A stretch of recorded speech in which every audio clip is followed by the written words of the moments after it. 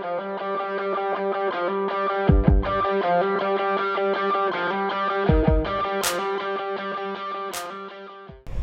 guys, welcome to another edition of the Suburban Driving with Miranda. This week I have a small but mighty gem of a vehicle. This is the Mercedes AMG GLA45. Trust me, you don't want to miss this one. Let's go for a drive. All right, so here we are inside the Mercedes AMG GLA45. So I'm going to start out with this because honestly the drive is obviously kind of the more stimulating part about this vehicle. Not that the inside is not, but let's get the naming issue out of the way. So this is actually now referred to as a Mercedes-AMG GLA45. So the reason Mercedes changed their naming structure, instead of it being a Mercedes-Benz GLA45 AMG, is kind of like BMW with their M cars versus their M packaged cars.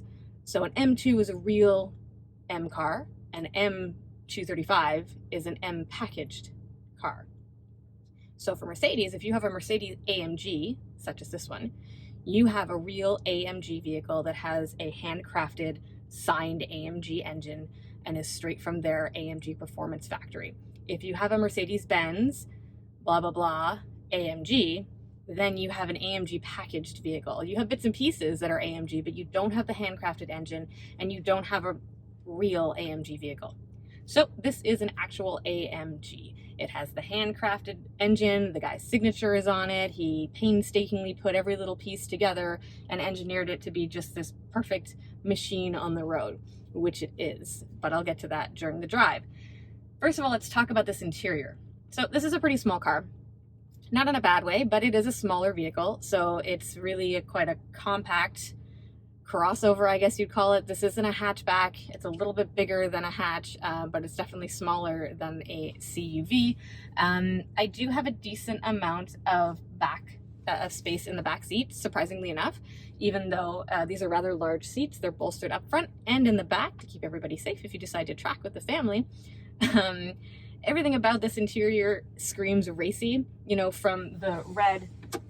You know, I have these wonderful red seat belts.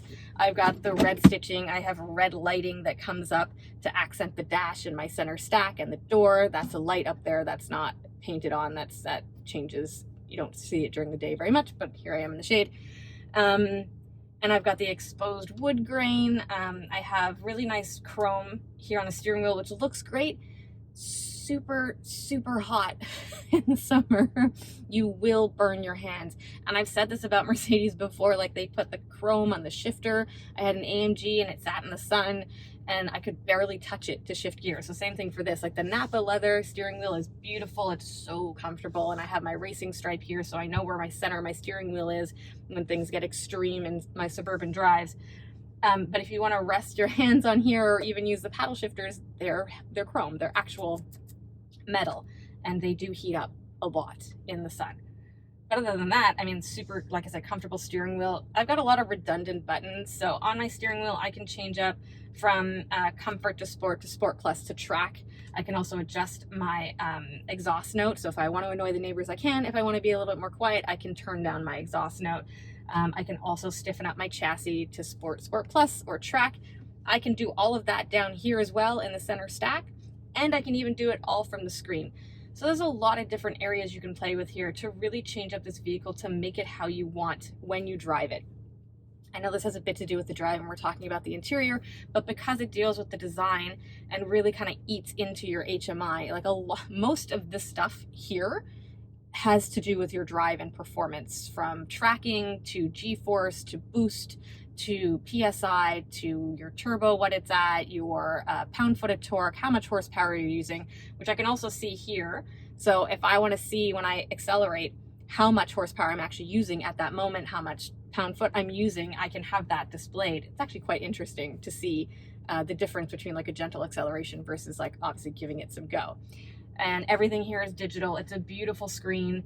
Collects an insane amount of dust and pollen because it's all black piano finish. But you know, if you keep a handy little glasses cleaner in the car, then you can, you know, calm your OCD-ness like me and keep it clean. I can change up the ambient lighting in here. So I can have, well, if it's in sport mode, everything goes red because you know, red means more power. But so all the little lights inside these beautiful aviator style events will change color. So I had it set to like a really nice blue purpley color. These stripes here stay red no matter what, to match the contrast stitching, to match your red seat belts. But otherwise you can change it up. There's also a bunch of different like mood settings you can have in this car, from like lounge to comfort to sport to I think there might even be a Sunday drive one. So everything's kind of done for you if you'd like, or you can spend all the time in the world going through and making this car as individual as you are as a driver. Now, in terms of trunk space, it has enough. Again, it's kind of like a generic hatchback, not a huge amount, but also not super cramped. I mean, I've used this vehicle quite a lot during the week, and I had it for one extra day because of the holiday long weekend, which I'm not going to complain about. And I've loaded it with everything from, you know, bags of kitty litter to camping chairs to groceries and everything in between. Kids' bags, blah, blah, blah. Truthfully, I didn't put a golf bag or a hockey bag, but I think at least one would fit in here, and it doesn't have a lot of, it's not a cramped space, so you won't be wanting for space. Plus you can fold down the seats nice and flat, everything comes down. You have a really nice armrest in the back as well with proper cup holders. My son was super comfortable back there. He loved being in this vehicle. It has a really nice big dual sunroof, so it doesn't just open up here, but there's a section in the back as well, which keeps it really nice and airy for the backseat passengers. They're often forgotten about when it comes to sunroofs, so it's nice that they actually thought about that. Of course, it only opens up on this front half if you do open up the whole top. It doesn't go all the way back. But this is, I'm hard-pressed to find something wrong with this interior. I think it's really well designed. I think it's comfortable. Everything is at hand. I feel very contained in a good way when I'm driving. You can adjust the seat in a million different ways, including like your lumbar and your bolsters. It can hug you, it can open up, it can give you back support, it cannot. And it's heated as well if you need that. Thankfully we don't anymore. That's finally over with. But it has these little AMG touches, which are really nice. Of course, you don't have the AMG shifter, which kind of is a little bit disappointing, but I will say I absolutely love the fact that it has a column shifter. Now, not everybody will like this. It's kind of old school. It's something that you really only find in like big pickup trucks or work delivery trucks, but I absolutely love that about Mercedes, and it does clear up so much room down here. Not even going to mention the fact that it has a touchpad like Lexus. Just forget it's there, use the touch screen, use your steering wheel buttons, and maybe they'll get rid of it. But the column shifter is fantastic, and they can keep that. Super easy to use, and again, frees up all this space down here. So I have my nice like charge pad, I've got my cup holders, which I can expand and decrease in size. And then again, all the redundant buttons down here where I can go into manual mode, I can change up my exhaust note, I can turn off my traction control and change the chassis as well. But again, you can do all that here so that if you are driving properly, everything is at hand. You don't have to look down here. You can do it all up here. So how much does this little gem of a car cost? Well, for a starting price of $60,000-ish, you kind of get everything. I mean, the extras that are on this vehicle, which push it past the $70,000 mark, are the tech package and also the exterior paint color, which is stunning, and I will get to that, as well as some of the little AMG accents here, I think, like the red seatbelts and the wood grain. All those little things add up and then push this. Oh, the wheels as well, the matte 20-inch, I believe, wheels also add a couple thousand to the price. So yeah, as it stands, as this vehicle is I'm sitting in right now, it is over $70,000. Do I think it's worth it? You know, everybody is like, oh my God, that's such a little car for such a big price. Yeah, but it's not a little amount of performance, and it's not a little amount of design or a little amount of technology. You know, you're getting a lot in this vehicle for that price. Now, if you need a bigger vehicle, of course, $70,000 seems ridiculous to pay for like a second suburban car. But if this is going to be like your everyday, and let's not forget, it's four-wheel drive as well, 4MATIC, you know, this is a viable winter car as much as it is a weekend track star. So in that sense, that 70 grand, you know, your return on investment, you're not putting this thing away in the winter. I mean, with this paint job, you might be a little bit afraid, but again, we'll talk about that with the exterior. But this is a vehicle that could be your family car, so to speak, and it should be, especially for that price.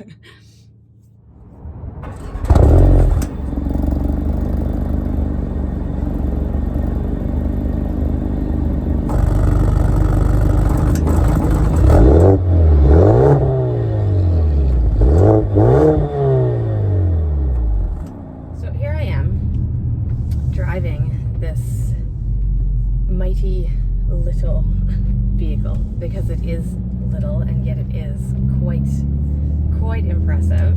This is the Mercedes AMG GLA45, as you now know, and it is a rocket, which is funny because it doesn't look like it would be.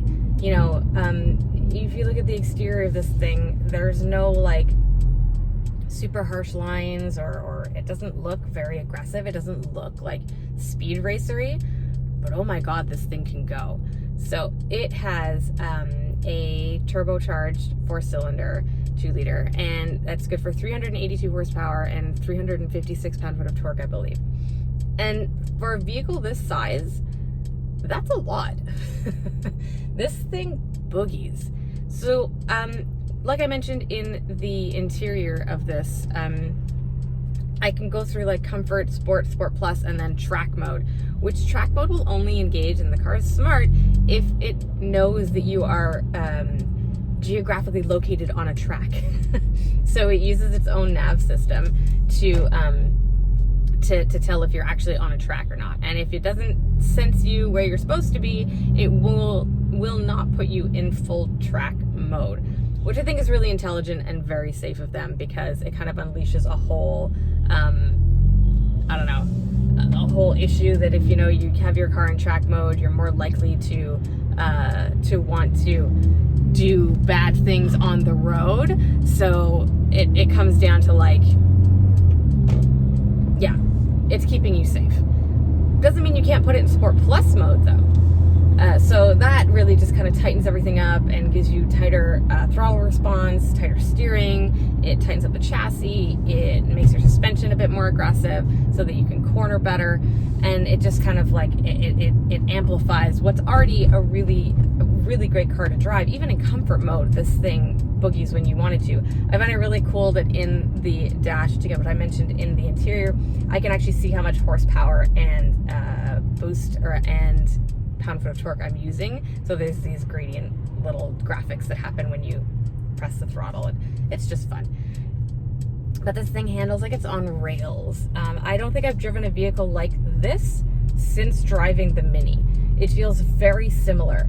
True, heavier, bigger, but that same go-kart, you know, wheels at all four corners, not going anywhere, super planted, and this thing sounds amazing. Yeah, okay, it's not an E63 or a C63 or whatever, but it still has that AMG growl out the back. You know, it still backfires. I still get a little of a pop, burp, and fart out the back if I want it.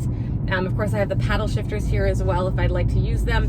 But actually, the 8-speed direct shift, AMG direct shift, I believe it's called, or speed shift, is super intuitive. It's like a double clutch system, and it's smooth, it's accurate, there's very little lag. The only time that I find it jerky is if you have it in the auto start stop mode and you're in stop and go traffic, it becomes a little lurchy. It almost feels like it's stalling out when it goes into first gear, and if you don't have enough speed to kind of like bring up the revs and then you go to stop again, it kind of shudders and sputters and dies. Sounds like it dies, but really it's just turning off the engine because it's in that start stop mode. So being in stop and go traffic, which I have been quite a bit lately, just wanted you to all hear that glorious acceleration. Being in stop and go traffic as I have lately, I turned it off because it's an unpleasant sound. It's an unpleasant feeling to have it do that. But otherwise, this thing is a little rocket, and I adore driving this. I'm so happy I had the extra day with it. Everything about this thing is great. And, you know, I've had a lot of people say, like, oh my God, that is so much money for what this car is, like the size it is, and look, it's just a little compact crossover hatchback thing.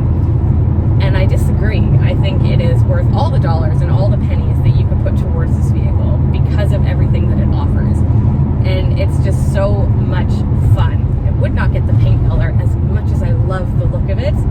It is just way too much maintenance. But I love it. And my son had fun in it. I had no problem putting stuff in the back. And yeah, just a really, really fun drive. Very comfortable, even in stop and go traffic. You know, I didn't get out of the car after like 3-4 hours driving. Trust me, not a lot of kilometers. I wasn't sore. I didn't feel like it had beaten me up with the sport suspension. And it's just an overall well-balanced vehicle.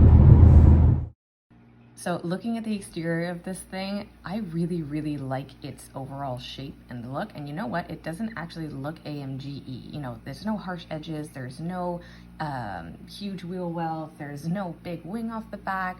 It's kind of very subtle in its design, and I like that. I like that it's a bit rounded. It's a little playful. It's almost gentle. You wouldn't expect it to be the rocket ship that it is. You know, I absolutely adore this frozen matte paint finish.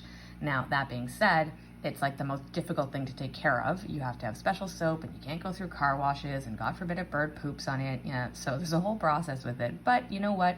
If you own this car, you're going to be taking that type of care of it anyways.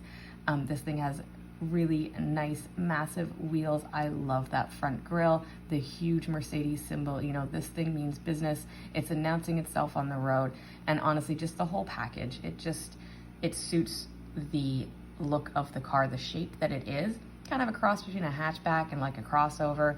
But all in all, just everything about this exterior definitely speaks to me.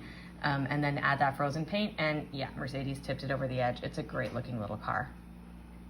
All right, guys, well, that's been it for me. I hope you enjoyed this week's tester as much as I did. I am having so much fun with this little car. I'm definitely gonna go for another drive. As always, if you guys have any questions or concerns, you can hit me up at Miss Miranda L on Twitter or Instagram, Miranda Lightstone on Facebook.com, or drop a comment below.